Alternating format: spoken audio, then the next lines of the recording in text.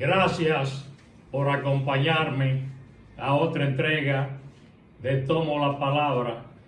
Yo soy Danilo Cruz Pichardo. En la entrega anterior yo estuve haciendo comentarios respecto al futuro político de la República Dominicana con miras al certamen electoral muy lejano, por cierto, del año 2028.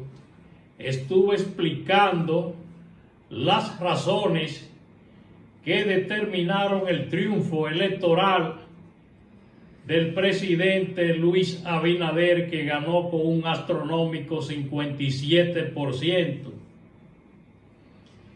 Se sabe que entre los factores que influyeron fue la debilidad que mostró la oposición, que no fue capaz de unificarse, y aparte de eso los líderes opositores lucían para el electorado dominicano un tanto desacreditados, mientras el presidente de la República, Luis Abinader, era uno de los mejor valorados en todo el continente como presidente de la República, y que fue candidato por una organización unificada 100%, y supo sumarse de forma adicional unas 20 y tantas organizaciones políticas minoritarias a su proyecto presidencial.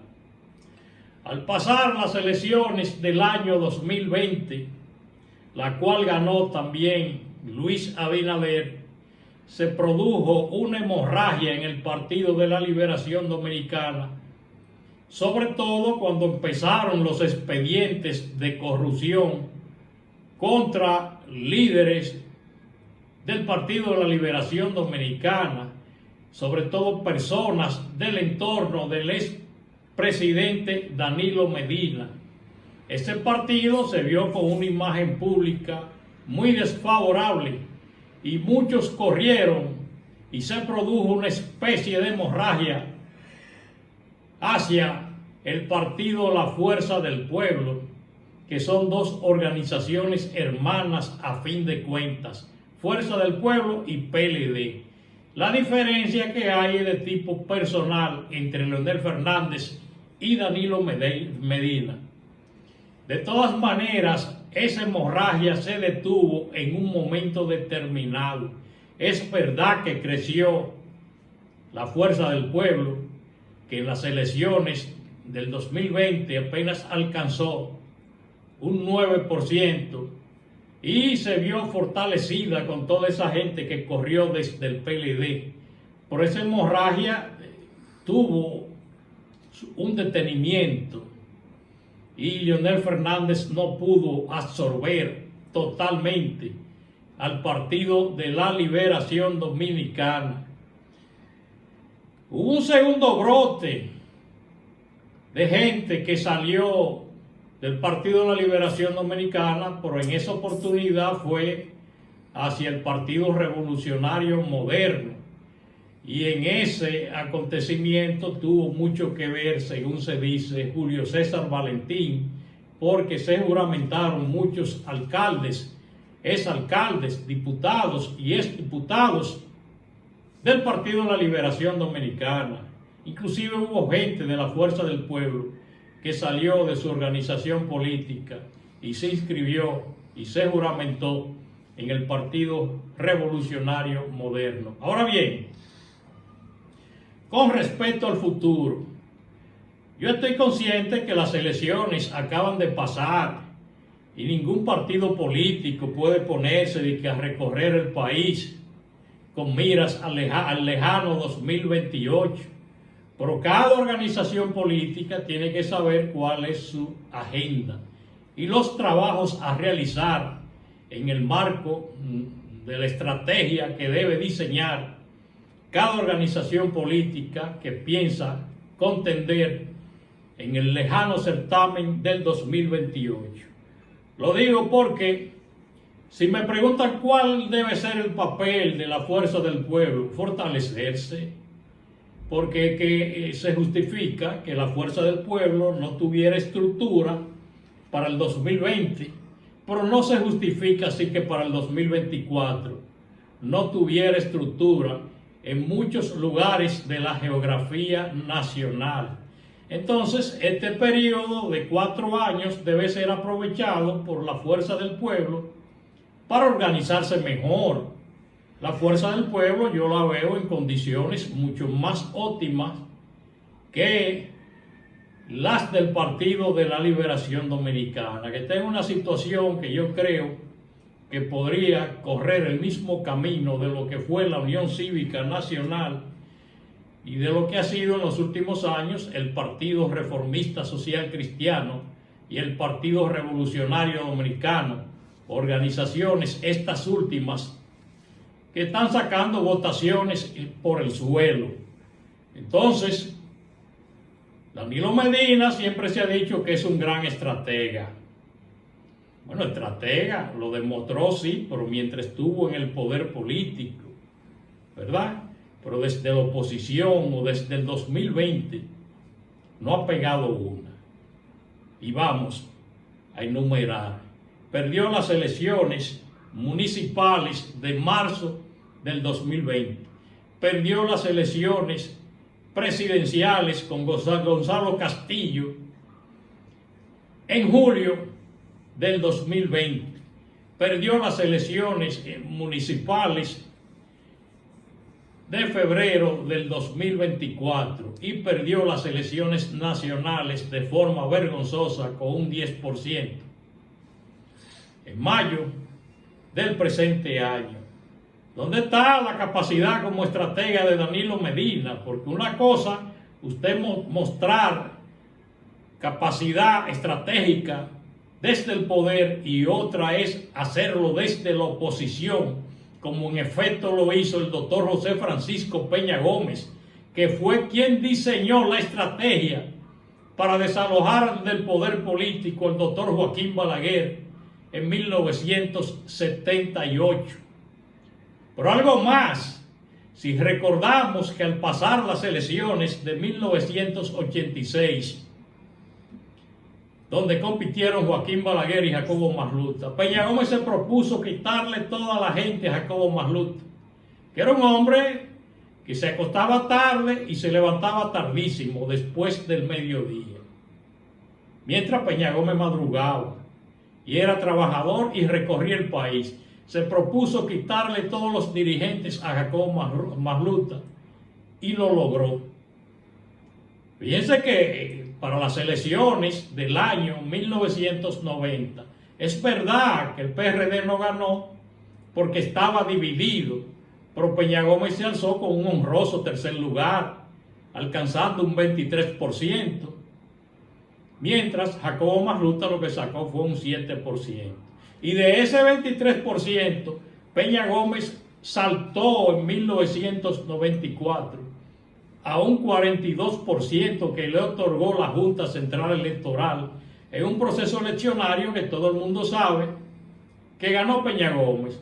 Supuestamente hubo un empate porque Balaguer también sacó un 42%, pero no se explica que el PRD haya ganado la mayoría de los senadores, la mayoría de los diputados, la mayoría de los alcaldes, y no así Peña Gómez pudo haber ganado esas elecciones, que sí las ganó, y así lo comprobó el mundo y todos los observadores internacionales y todos los expertos en asuntos electorales que estudiaron con detenimiento el fraude electoral del año 1994. Bueno, hay una situación y es la siguiente.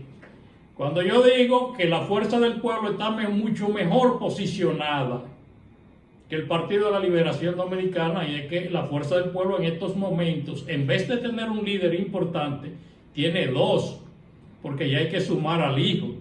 Me refiero a Omar Fernández. Bien. Hay un caso que se ha convertido en viral en las redes sociales y es el de una joven que se llama Keire Vargas Reyes, que ha denunciado a Abel Martínez de negarse a la paternidad de un hijo que supuestamente tuvieron en el año 2011.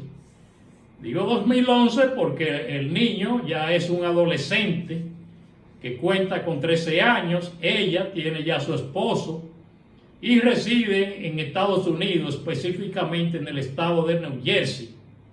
Pero esa dama se ha atrevido a decir que ese niño es del exalcalde y candidato presidencial del PLD, Abel Martínez Durán, y que él lo sabe, que lo negó en todo momento, aprovechando su poder político y económico. Inclusive la amenazaba y ella vivía constantemente intimidada. Y esa fue la razón por la que oportunamente no se presentó a la justicia de la ciudad de Santiago, que es la jurisdicción correspondiente por excelencia desde el punto de vista judicial, y no la ciudad de New Jersey, donde ella se encuentra, donde desde allí está pretendiendo obligar a Abel Martínez para que se traslade a esa ciudad de Estados Unidos a hacerse una prueba de ADN. Oye, pero Abel Martínez va si quiere, no está en la obligación, porque esa no es la jurisdicción. La jurisdicción correspondiente es Santiago de los Caballeros. Ahora bien, yo no descarto de ninguna manera las imputaciones delituosas que está formulando esa dama contra Abel Martínez. Yo creo que a ninguna mujer se le niega un embarazo. Eso hay que manejarlo con mucho cuidado. Es un asunto que además le puede pasar a cualquier hombre, porque siempre se ha dicho que el diablo tienta. Aún usted tenga su familia, su esposa, sus hijos, el diablo tienta. Y eso le puede pasar a cualquier hombre. Ahora bien, la muchacha dice que era menor de 16 años, ya eso es un delito serio.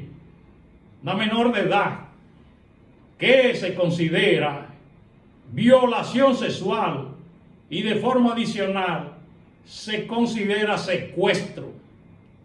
Y de forma, uno le agrega el hecho de que se negó a reconocer el niño en todo momento, a la manutención y a la amenaza contra esa dama que según ella vivía intimidada. Bueno, pero en sus declaraciones hay algunas cosas que lucen contradictorias. ¿Por qué tanto miedo?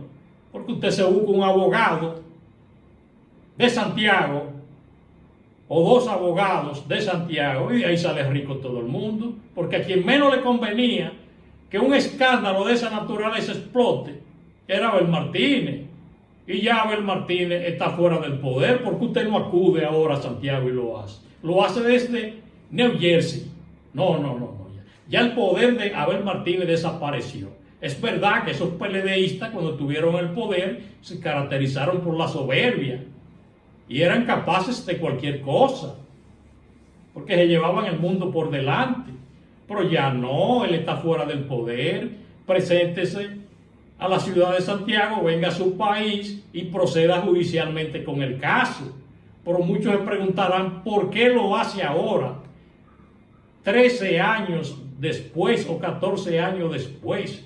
Máxime cuando parece ser que ella no tenía certeza originalmente de quién era el padre, porque se llegó a acusar a otro caballero que responde el nombre de Juan Antonio Collado a hacerse una prueba de ADN en la misma ciudad de Santiago, y esa prueba resultó negativa. Yo no descarto que sea Abel Martínez el padre de ese niño o de ese adolescente. Nada. Pero como que hay algunas cosas que resultan incongruentes, porque no lo hizo en el momento oportuno y lo hace ahora. Cuando ocurre un hecho de esa naturaleza, uno lo que se pregunta, o cualquier investigador, y aún si no es investigador, ¿quién puede estar detrás de ese caso? Posiblemente venga del propio partido político de Abel Martínez. ¿Quién más está aspirando a la presidencia de la República? Bueno, que yo sepa, y ya lo anunció públicamente, Francisco Javier García, que es un individuo que además de ser aspirante presidencial, cuenta con un enorme poder económico, según se dice. Ahora, yo estoy cayendo en el campo de la especulación porque ni tengo pruebas, ni nadie tiene pruebas sobre esa situación. Es una simple sospecha que se puede levantar en ese sentido. Señores, no olviden dar me gusta, suscribirse al canal. Yo soy Danilo Cruz Pichardo.